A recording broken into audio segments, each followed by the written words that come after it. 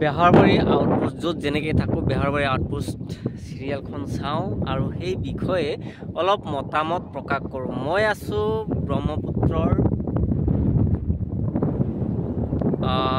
পাৰত, ব্ৰহ্মপুত্ৰৰ দক্ষিণ পাৰত মই আছোঁ। ব্ৰহ্মপুত্ৰ নদীয়ে সহায় নিয়ে কিছুমান অঞ্চল বহুত বছৰ আগতে, বহুতো নহয় খুব বেছি 15-20 বছৰ আগতে এই অঞ্চলবোৰ পেলাইছিল আৰু বৰ্তমান চৰ উঠিছে, তাত কিছুমান ঘৰ বনাইছে, কিছুমানে খেতি বাতি কৰিছে আৰু এই খেতিত চাওক এইখিনি অংশ ভাঙা নাছিলে কিন্তু চৰ টাইপে হৈ আছে কাৰণ ইয়াত মানুহ বসতি কৰিব নোৱাৰে, বানপানী উঠে, মথাউৰি ইয়াৰ পিছফালে আছে। এতিয়া আহোঁ বেহাৰবাৰী আউটপোষ্ট। বেহাৰবাৰী আউটপোষ্টৰ প্ৰতিটো এপিছড প্ৰতিটো খণ্ডই মই চাওঁ, কিন্তু কেকেদাৰ মোহন বেহাৰবাৰী আউটপোষ্টৰ মুখ্য আকৰ্ষণ আৰু আমি অপেক্ষিত, কিন্তু কেকে মই কোৱাৰ দৰে পাৰ্ট টাইম জব যেন লাগিছে।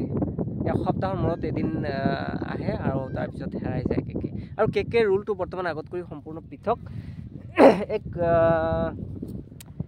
মানে কি বুলি কোৱা হ'ব, কেকে ৰোলটো বৰ্তমান এনেকুৱা লাগিছে আমাৰ মানে কিবা এটা ভাল লগা হোৱা নাই, মানে প্ৰাউড ফিল কৰি মানে সি মানে ডাঙৰ ষ্টাৰ লগাই আহিছে, উচ্চ পদস্থ বিষয়া হৈ আহিছে, গতিকে তাক ছাৰ বুলি ক'ব লাগিব। এইটো মানে আগৰ দৰে নাই আৰু।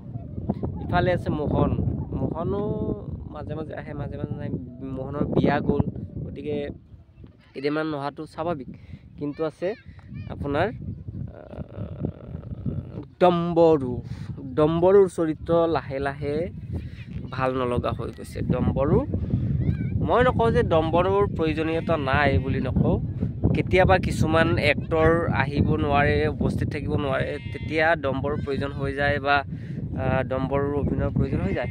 সেই হিচাপত ডম্বৰু লাগে, কিন্তু ডম্বৰুৰ অভিনয়টো বৰ্তমান মানে অলপ কেংকেঙীয়া অভিনয়টো, সেই অভিনয়ৰ চিষ্টেমটো চেঞ্জ কৰিব লাগে, সাধাৰণ ৰোল এটা কৰিব লাগে ডম্বৰু। ধেমেলিয়ে হওক, কিন্তু ভাল লগা হোৱা নাই ডম্বৰুৰ ৰোলটো, গতিকে মই ডম্বৰুক অলপ উন্নত ৰোল কৰিবলৈ মই অনুৰোধ জনাম। আৰু সেয়াই আৰু চাই থাকিব বেহাৰবাৰী আউটপোষ্ট মোৰ দৰে। ভিডিঅ'টো অলপ লাইক চাইক কৰি দিব বাৰু।